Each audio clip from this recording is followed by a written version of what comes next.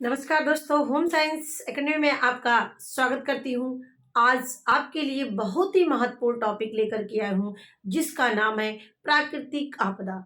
और ये चैप्टर जो है, ये क्लास 10th, क्लास 12th और इसके साथ-साथ जो कंपटीशन की तैयारी कर रहे हैं, उनके लिए भी, और इसके साथ जो प्रवक्ता सेकंड पेपर की तैयारी कर रहे हैं, उनके लिए भी ये चैप्टर बहुत ही महत्वपूर्ण है। इसीलिए मैंने ये चैप्टर लेकर के आई हूँ और यहाँ से क्वेश्चन हर परीक्षा में पूछे ही जाते हैं। और इसी वीडियो में मैं आपको सारी बातें यहाँ पर बता दूंगी, और इसके साथ साथ आप इसका नोट्स भी बना सकते हैं घर पर बैठ करके, और इससे अच्छी चीज़ें आपको नहीं मिलेंगी। आप अपने एक ही वीडियो में सारी चीज़ें आपको मिल जा रही हैं।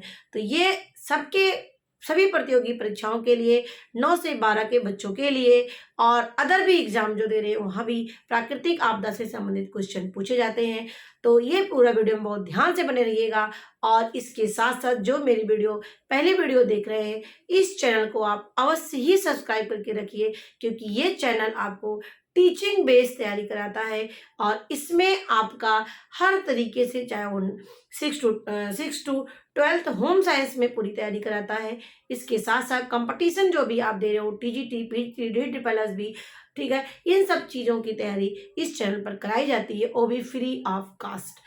तो इस चैनल को यदि आप अभी तक नहीं सब्सक्राइब किए हैं, प्लीज़ इस चैनल को सब्सक्राइब अवश्य कर लीजिए। तो चलते हैं अपने वीडियो की तरफ। इस वीडियो में पूरा बने रहिएगा और आपको सारी पॉइंट बहुत अच्छी तरीके से यहाँ पर मैं आपको समझा दूंगी, जिससे आपको सारी बातें समझ में आ जाएंगी। तो देखते हैं, हमने लिखा है प्राकृतिक आपदा। क्या लिखा है हमने? प्राकृतिक आपदा किसे कहते हैं? तो प्राकृतिक आपदा का मतलब होता है, प्राकृतिक आपदा पर्यावरण में होने वाला परिवर्तन है। अचानक परिवर्तन, मंद गति से होने वाला परिवर्तन, जो एक अचानक रूप में जो है भयावह स्थिति उत्पन्न करता है।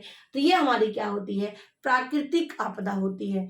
ठीक है। और प्राकृतिक आपदा में एक आपदा शब्द जुड़ा है। आपदा का अर्थ क्या होता है? आपदा का मतलब होता है विपत्ति। क्या होती है? आपदा का मतलब होता है विपत्ति, यानी अचानक होने वाली ऐसी घटना, अचानक होने वाली ऐसी घटना जो जैविक व भौतिक क्षति होती है। यहाँ पर दो शब्द जुड़ा है, ध्यान से देखिएगा, जैविक और भौतिक।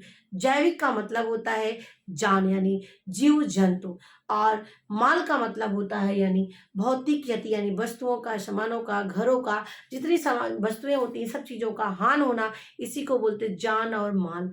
ठीक है। तो इसमें जो आपदा होती है, ये इसमें जैविक और भौतिक क्षति होती है, इसी को ही हम क्या कहते हैं? आपदा कहते हैं। ठीक है। अब हमारा आता है, एक और मैंने डिफिनीशन लिखा है। इस तरीके से जब अपनी कॉपी में आप लिखेंगे तो आपकी निश्चित ही कॉपी बहुत ही ज़्यादा इफेक्टिव होगी, और जो एग्जामिनर होगा आपको जरूर से जरूर नंबर देगा, वो भी अच्छा नंबर देगा। ठीक है। तो यानी प्राकृतिक घटना या मानव जनित लापरवाही से उत्पन्न घटना क्या होती है?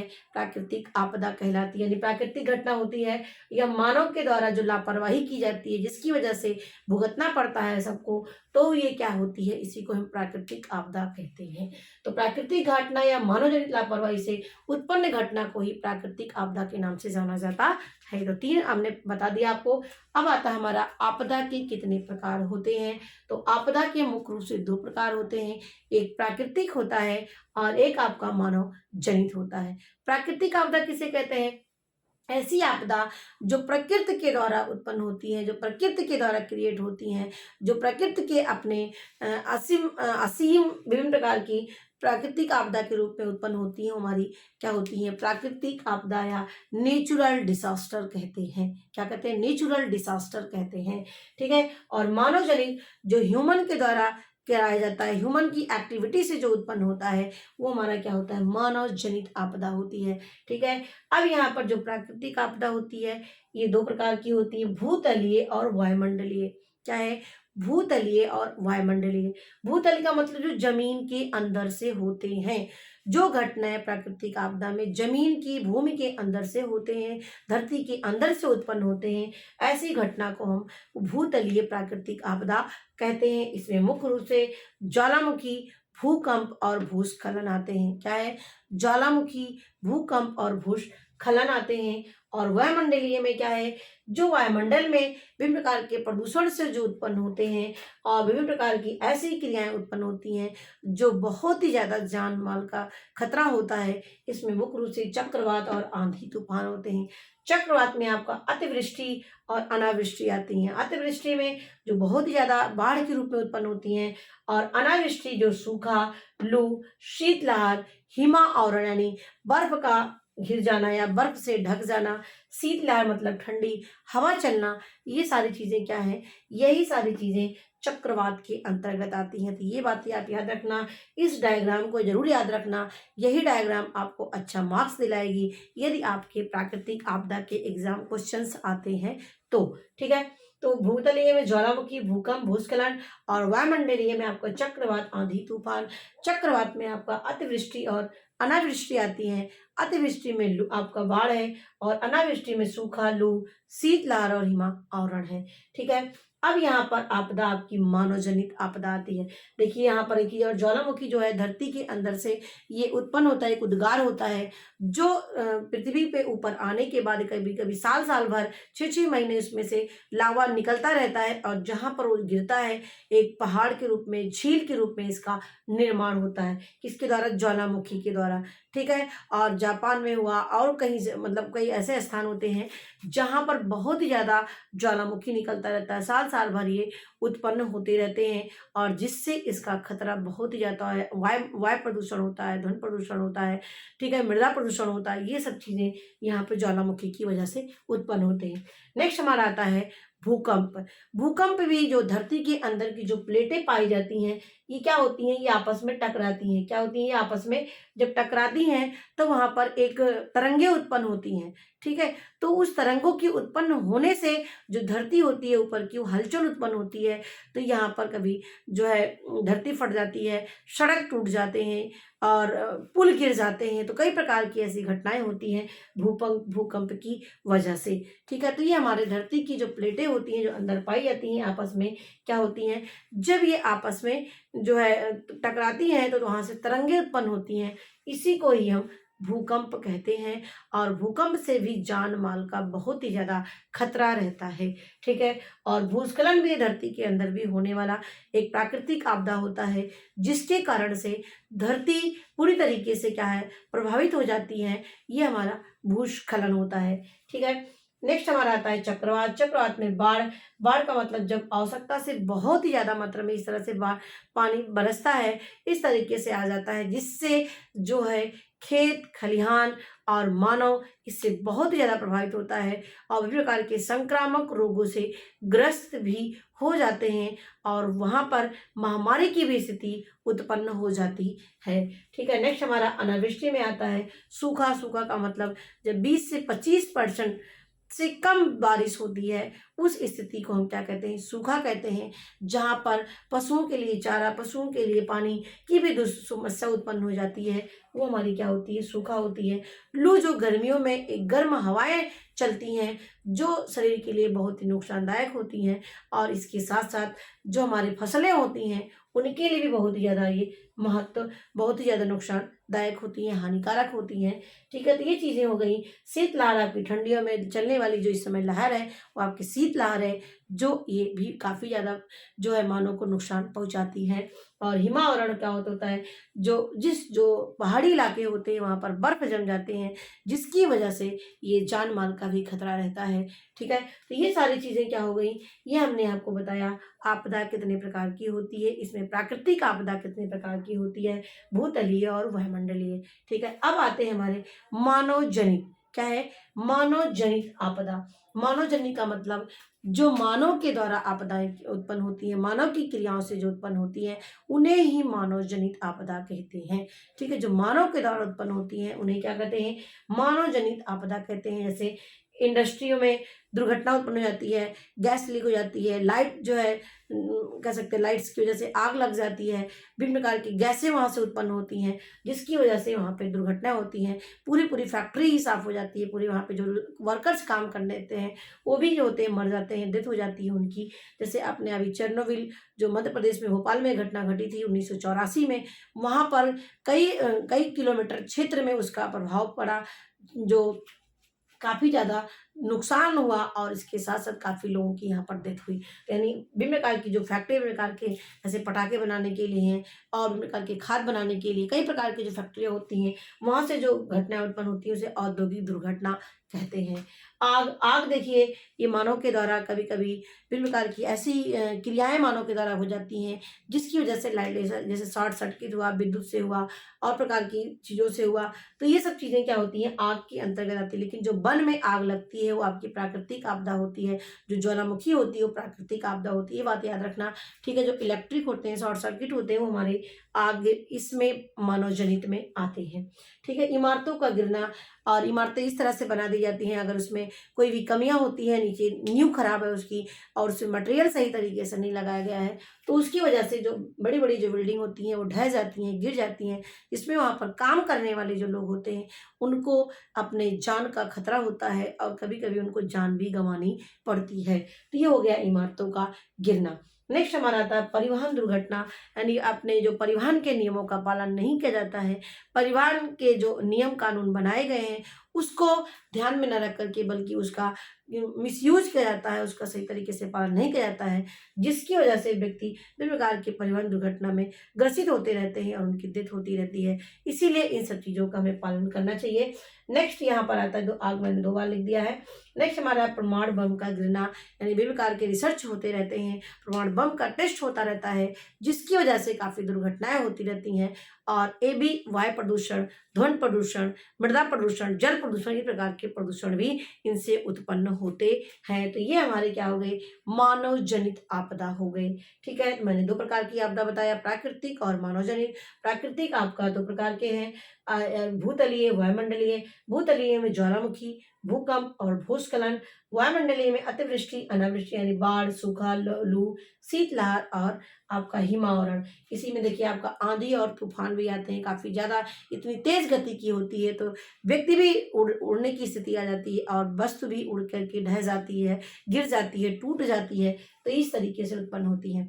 तो यहाँ पे हमने मानव जनित बताया आपको और प्राकृतिक बताया। अब यहाँ पर आते हैं आपदा प्रबंधन के लिए कैसे ये काम करता है हमारा सरकार, हमारी केंद्र सरकार, राज्य सरकार कैसे काम करती है, इस पे हम चर्चा करते हैं। और ये चैप्टर यहाँ से ये पॉइंट आपके लिए परीक्षा की दृष्टि से बहुत ही ज़्यादा महत्वपूर्ण है और ख़ास करके कंपटीशन की दृष्टि से ये भी बहुत ही ज़्यादा महत्वपूर्ण है। तो देखिए यहाँ पर नेशनल डिसास्टर मैनेजमेंट एक्ट आया। कब आया? नेशनल डिसास्टर मैनेजमेंट एक्ट 2005 में आया और जिसमें निर्धारित कर दिया गया है केंद्र सरकार कैसे देखेगी, राज्य सरकार देखेगी, जिला स्तर पर, विकास खंड पर, ग्राम स्तर पर किसकी सबकी जिम्मेदारी दे दी गई, जिससे उस काम को लोग देख सकें और उस समय आपदा पर रोक लगा सके, उसका प्रबंधन किया जा सके और कम से कम जान माल का खतरा हो। ठीक है, तो यहाँ पर देखिए राष्ट्रीय स्तर पर, नेशनल लेवल पर नेशनल डिसास्टर मैनेजमेंट एक्ट आया, जिसमें हमारा जो गृह मंत्रालय होता है, होम मिनिस्ट्री जो होती है, वो इसको देखने का काम करती है।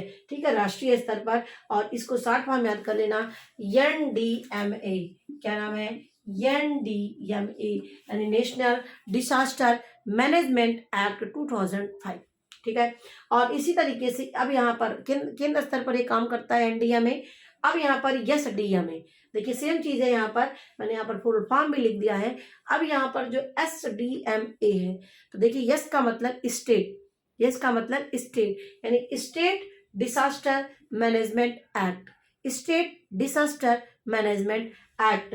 और ये राज्य स्तर पर काम करता है SDMA और इसका जो विभाग जो देखता है वो आपदा प्रबंधन विभाग राज्य स्तर पर देखता है। जैसे यहाँ पर देखता है, यहाँ केंद्र स्तर पर गृह मंत्रालय देखता है और राज्य स्तर पर आपदा प्रबंधन विभाग देखता है। सूचना पहले बता दी जाती है, जानकारी है और मैन पावर, मटेरियल, मनी, ये सब चीज़ों की पहले से व्यवस्था कर ली जाती है, लोगों को इन्फॉर्म कर दिया जाता है। ये सारी चीज़ें जिम्मेदारी इन NDMA की होती है और राज्य स्तर पर SDMA की होती है। अब जिला स्तर पर देखिए DDMA है, यानी बस इसका पहला अक्षर चेंज हो जाता है, सब चीज़ सेम हो ही रहती है, यानी district disaster management act, district disaster management act. ये जो है जिला, इसका जो विभाग जो देखता है जिला स्तर पर, जिला मजिस्ट्रेट कार्यालय देखता है। ये बहुत ही ज़्यादा अच्छा इंपॉर्टेंट पॉइंट है यहाँ से कि किस विभाग किस स्तर पर कौन सा विभाग देखता है। तो राज्य पर गृह मंत्रालय, राष्ट्र पर गृह मंत्रालय, राज्य में आपदा और जिला पे जिला मजिस्ट्रेट कार्यालय, और विकास खंड पर यानी आपका पंचायत समिति कार्यालय देखती है। विकास खंड पर पंचायत समिति कार्यालय देखती है।